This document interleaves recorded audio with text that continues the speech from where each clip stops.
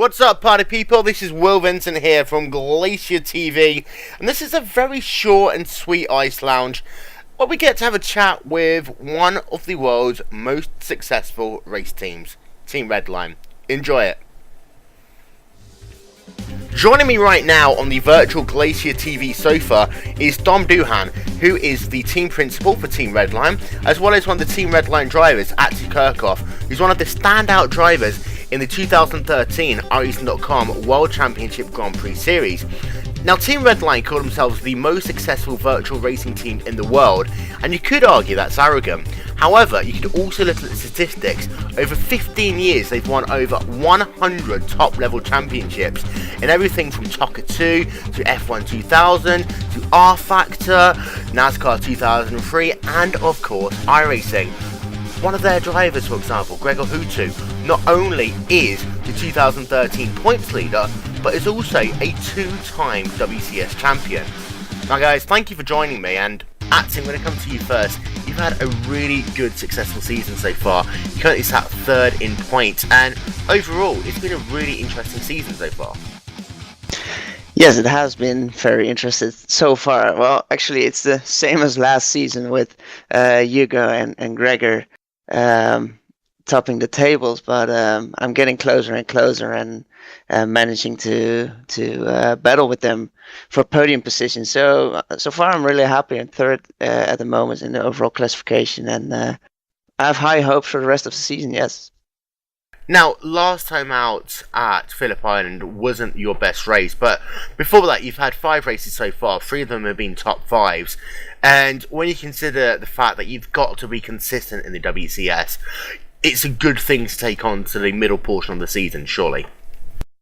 Yeah, well, last season was a good learning experience for me because in the first, I believe, at the first half of the season, I had so many crashes which were unnecessary, and there I lost a lot of points. And that teach me a lesson that even though if you're on the point of taking risk, you need to double think what you're about to do, and consider if it's even worth taking that risk to either pass the guy or take the attempt to pass him. So this year I've been more careful, more stable. I think I've grown a bit in speed too. So yeah, and overall it's going better and better. And only last race was one of my biggest disappointments, of course. And there were so many opportunities in that race, and yeah, something went wrong, and I crashed out with another driver, and that was not my best moment of the season for sure. Not your best moment, but one of your best moments of the season has been starts. The starts of the race really have been good for you, particularly at Road America about 3 weeks ago. And, I mean, how important is it to nail those starts in the WCS this season? Well, definitely it's important, and in the preparation for every race, I take a good amount of time to prepare for the start, because either for the podium finish, as this season overtaking is still kind of hard, and if you look at Gregor in the first race, he lost many positions at the start. He was, I believe, 5th or 6th at a certain point in the first lap, and even though he was quickest out there, he couldn't make his way up to first position, or he couldn't even make his way up to second position, because he lost so much time at the start, and it took so much time even for him to make his way up to the top of the grid again. So starts, for me it's most important that I have stable starts, so I don't take risks, and I just need to find that perfect clipping point. And that's always a challenge, and every track has different grip levels. So definitely I prepare for that, and I'm not the quickest guy, and as there is I believe in the forums there are some standings with the quickest guys at the start, but I never top that table. But I'm consistently in front, and that satisfies me, because many times I'm making up positions there that I lose in qualification. Yeah. Of course, they are referring to the Ultimate Launch Challenge, and even in that, you sat currently third in the unofficial standings, though, with 94 points. So you still are one of the fastest guys on start, with only Yorni Tamano and Alexia Loma faster than you, but importantly, faster than Hugo Louis, Pablo Lopez, Martin Kroenke, and of course your teammate Gregor Hutu. But to turn the attention back to the team a little bit, just how much preparation is going into the 2013 campaign as far as it goes down to testing? Well, last year I did a lot of practice in the beginning of the season, which didn't work out well for me because when you practice a lot, when you put a lot of time in, you build up the pressure. You lose the focus on what you actually have to do, which is driving as much on your talent as possible.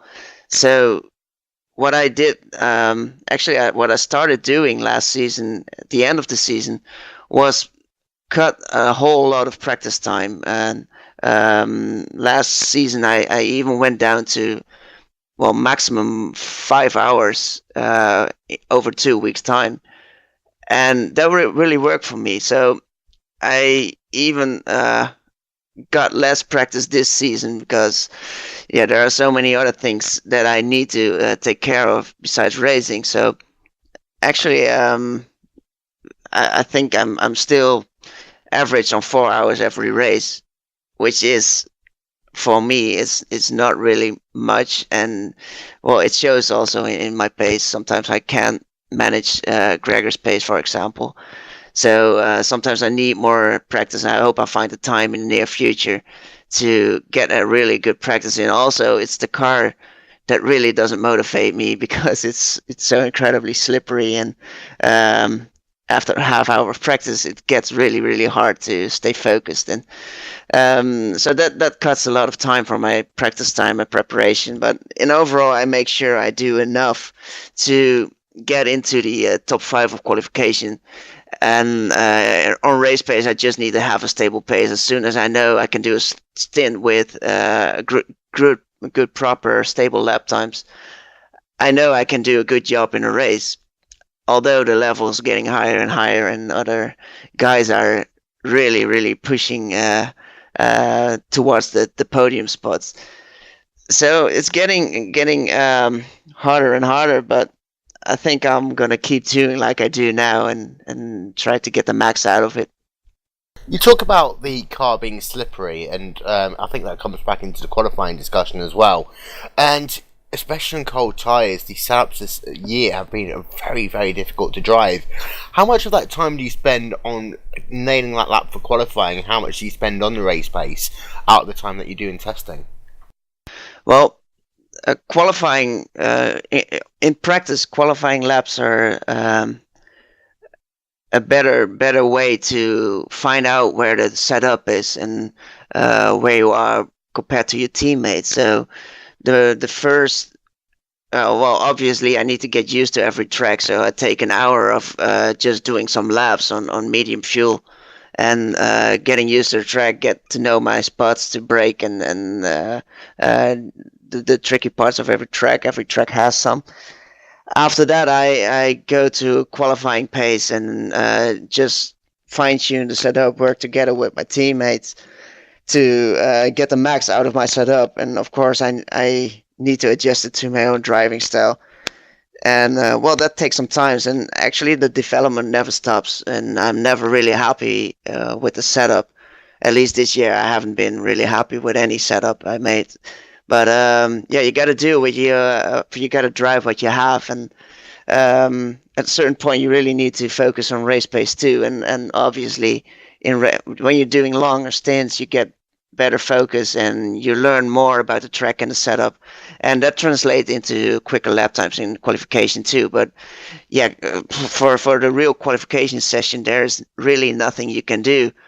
Well, actually, I have a I have a great sponsor, which is the Rose Method, and a great guy called Fabio Martins. He is teaching me about mental preparation and physical preparation for either top sport or racing, and that really helped me out a lot. And after that, since I started that, my personal best the difference in qualifying between my lap time in qualifying and my personal best lap time went from average 0.3 second to average 0.1 second. So that really made a big difference for me. I'm going to bring Dom Duhan into the conversation at this point, actually, because when you consider the fact of mental preparation, you also have to consider the idea of team morale. As a team manager myself, I know just how difficult it can be. But Dom, you've got so many different personalities on the team, you know, from the craziness of Ben Cornett all the way to the quiet calculatedness of Gregor Hutu. How do you keep that team morale going in such a way that everyone can benefit out of the team? What a great question. Bit unprepared for that, Will. How dare you? Actually, you know, it's quite simple. All the guys before a race have, you know, they know what we want to achieve. We want to get a really good result. We want to try and have fun.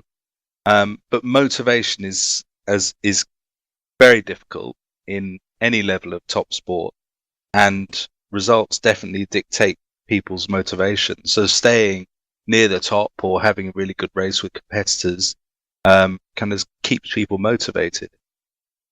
And for Luke McLean, for example, you know, he was very unlucky in qualifying at Phillip Island, missed the cut, wasn't able to race, but next time out he goes to Sebring, which is a race that he's finished on the podium on in the last 3 years in the World Championship Series. I mean, for a driver like him, for example, coming from a very bad result, do you spend a little bit more time working with him to try and get him to bounce back, or is it just the case you let the drivers kind of do their own thing and get their own mental preparation in mind?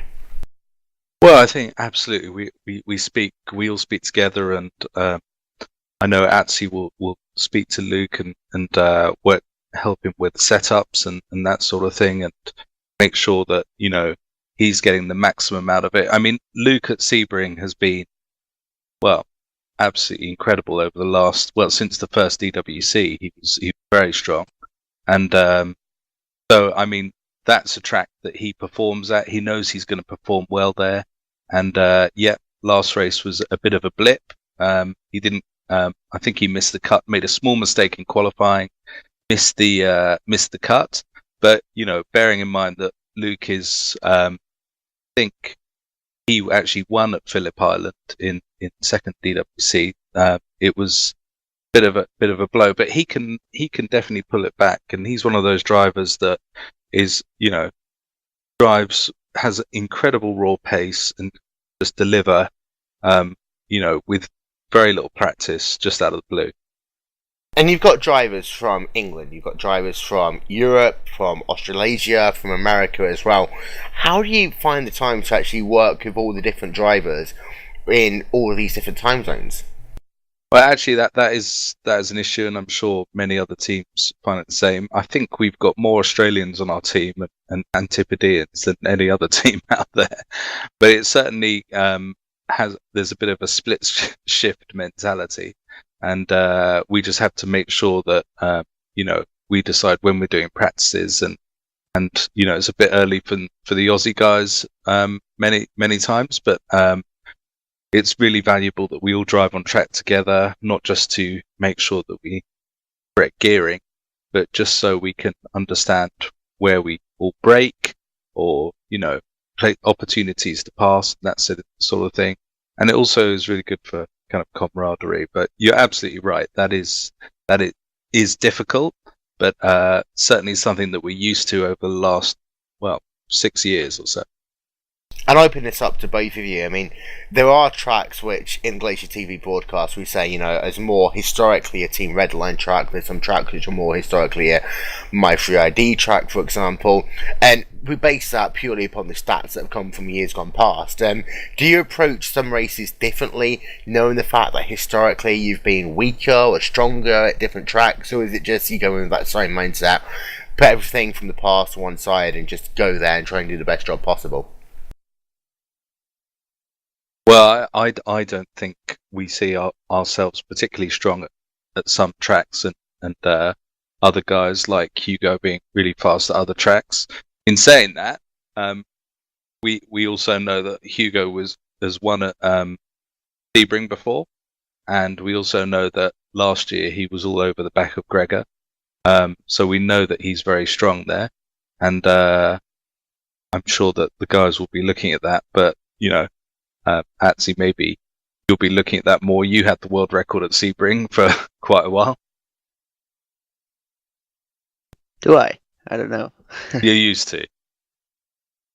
Yeah, it could be. Yeah, I love that track, but I just started practicing with this year's car, which is kind of amusing but kind of frustrating at the same time, as the track of the car even lacks more grip than last year, which makes the race double interesting, and focus will be even more important this race, to make sure you don't clip any curbstones there, or make any mistake or any off track, because with a small off track, I noticed that your car gets really can get damaged really easy. So it's about who's the strongest mentally, but who's the like Dom said, who has the rawest, quickest pace. And I think again this year that will be between Gregor, Hugo, Martin, Luke, and hopefully me too. And you talk about mental stamina at Sebring, Atze, but physical strength is also important there as well. With the bumps, I mean, most people, for example, when you talk about things like force feedback settings, it's just one setting that you'd use, which kind of works from certain track to track. But Sebring's a kind of different animal in some ways, because those huge bumps, with the changes of asphalt and tarmac, it really does make things, very difficult for the drivers to handle. Yeah, you have to anticipate on everything that happens on every bump, and if you're cutting a millimeter short on the inside of a corner, you're hitting the curb, and your car goes pogoing all over the place. It takes some maybe I can't say it, but it takes some balls to go all out on that track. So mostly qualification will be a nerve-wracking moment for everybody on the track, but race it will be about consistency. And once you get in a rhythm, even Sebring is doable for us. So we'll see. Physical strength, I don't know. I believe mental strength is a better word for it, because in sim racing, you mostly have to adapt to those bumps and even those forward feedback hits. You need to adapt to it mentally, because physically, I believe we are strong enough to handle the wheel. And I'll ask this question to you first, Atze, then I'll get the impression from Dom as a team manager. But you talked about qualifying there, about how, on a track like Sebring, it really is going to be who is the most ballsy driver in qualifying. And, is it the case that you are going to just do that one banker lap first and then try and do that third lap out and out? Or is it just the case that you're just going to try and go for it? Well, qualification is a wonderful thing. The things that happens in your brain are unbelievable, and I noticed also last season when there was a lot of pressure in qualification. Most people will recognize the feeling when you go on track in a practice session. You don't think, you just drive, and you drive on your muscle memory, on your subconsciousness, which is a great thing, because on your subconsciousness, on your relaxation, you can drive quicker, and you can keep improving and get better and better and smoother. But in real qualification, this feeling is different. In real qualification, you feel your heart bumping, you feel the stress, you feel you know what happens when you make a mistake, and you already started thinking, if you're too stressed, you're already thinking about the consequences, which stresses you out even more. So the trick about qualification is to keep yourself calm, relax, and make sure you don't make that mistake that you're so scared of. So in other words, if you handle it right, you're not scared, you're relaxed, and you're driving as much as possible on your subconscious abilities. And that's always the feeling that I'm looking for. And even in the banker lap, I just, you're not going 100%, because that would be too risky. Although 90, 95%, 98%, that will be a more accurate number, I believe. So yeah, the first lap is the most important, because if you nail that lap, if you have a good lap time there, and you have a good position on the classification, you know that you can take a little bit more risk to even fine tune that next lap a little more, and get even more of a better shot at the top spots of the grid. And Dom, of course, you spend most of the time sat on the pit wall looking at the times of the drivers. Are you sat there biting your fingernails, and do you actually say anything to your drivers during qualifying at all? You know what? We are. I don't know if we're. I don't think we're that normal in terms of our communications during race. We're a bit old school. We don't use TeamSpeak during race. We don't communicate during race. All we do is we speak before qualifying and speak before the race. But yeah, in terms of nerves, absolutely. And I sit there watching the broadcast, hearing your glorious tones, Will, and watching the live timing, and just it's exciting, it's nerve-wracking, and it's a great show. And, I mean, at some point you've got to think about the performance, I believe, your team performance without other sponsors as well. Does that ever come into your mind during a race weekend or during the championship, the performance of the team as a whole when you think about your sponsors? Currently, no, but if we were really having issues, then we would have to look at it and see where we're getting those problems. But currently, no, or if we did, if one of our drivers purposely was taking out other ones, then we would I would be a bit alarmed, not just for our own name, but obviously for our sponsors as well. And before we move on to the next couple of races, one of the things that has always been a bone of contention in sim racing has been the size of teams. I mean, you guys kind of have, under a dozen drivers. You have 10 drivers in total in your team for the 2013 season. Is that, you think what the absolute upper limit is? Do you think you could get away with more? Or is that the sort of thing that, it probably starts hurting the team atmosphere? How do you think it is from your perspective? Well, that's a good point, actually. I mean, we have always been quite small. I mean, I think even back in the day, we only had maybe 4 or 5 active drivers. And I even think that's the case now. And I think there's a few reasons for that. One, like you say, Will's coming from a team manager perspective. It's much easier to manage a smaller, closer unit. And also from sponsor perspective, they don't want to, have 85 drivers in a team. They want a nice small unit of drivers that have a personality, don't get lost within the team, and that, can really perform as well. And I think kind of talking about what we said earlier as well, with the fact that you've got Australasians, you've got Americans, you've got Europeans and that as well, the fact that you have got 10 guys probably kind of evens itself out as well, because you've got 3, 4 Australasians, and then you've got a couple of Europeans, and you've only got 1 American though, so I'm guessing that kind of all evens itself out in a way. You've kind of like 2 or 3 teams in one, but then you can come together as a conclusive unit. Yeah, I mean, we look at championships as well. I mean, really the biggest championship at the moment is obviously the iRacing one, World Championship Series. That offers the best exposure. It offers the best cash or prizes. But yeah, certainly we concentrate our efforts into that area. But I mean, really, we have maybe 3 or 4 active drivers in that series at the moment. Gregor, Atze, Ben and Luke mainly, with Richie appearing for a couple of races. So, and on the other side, we've got just kind of more fun racing with the GT side of things, with Christian and occasionally Richie. So, yeah, we don't want to spread ourselves too thin, but we do have series that we concentrate on. We have people like Bastian, who to be quite a good name in iRacing, and kind of his career has taken a bit of a tangent. He kind of concentrates more on the console side of things. As you probably know, he was a GT Academy finalist, and he also was runner-up in the GT Gran Turismo B spec.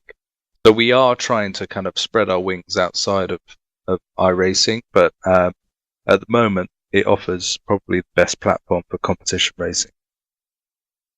And to turn our attention to the next couple of weeks, we are now in the month of May, and of course that means that the ICELounge World Championship Series makes that detour to America with 3 American racetracks in a row. You've got Sebring International Raceway on the 11th of May, then Watkins Glen, then VIR in quick succession, and Atze. These are 3 very different types of racetracks to deal with.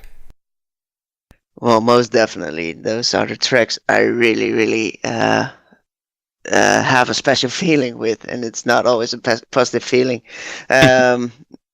Sebring is one of a kind. Watkins is I don't like it. It's just not soothing me. And the other one, what's it called? Virginia is a challenging track too. And last year that was basically my only stupid crash there, where I made simply error, which cost me the race and cost me a second place there. It's three difficult tracks that I hopefully get through undamaged. Let's put it that way. And from Sebring to Watkins Glen, you say you don't like Watkins Glen. What's your biggest issue concerning? Because it is a very fast racetrack. In fact, it arguably is the fastest racetrack that we go to all season. Yeah, it's hard to explain. I don't know. It's just my feeling on a track. It doesn't. I hate it as well. That's it. Thank you, Dom. I'm with you, brother. Thank you. No, we're just fist pumped.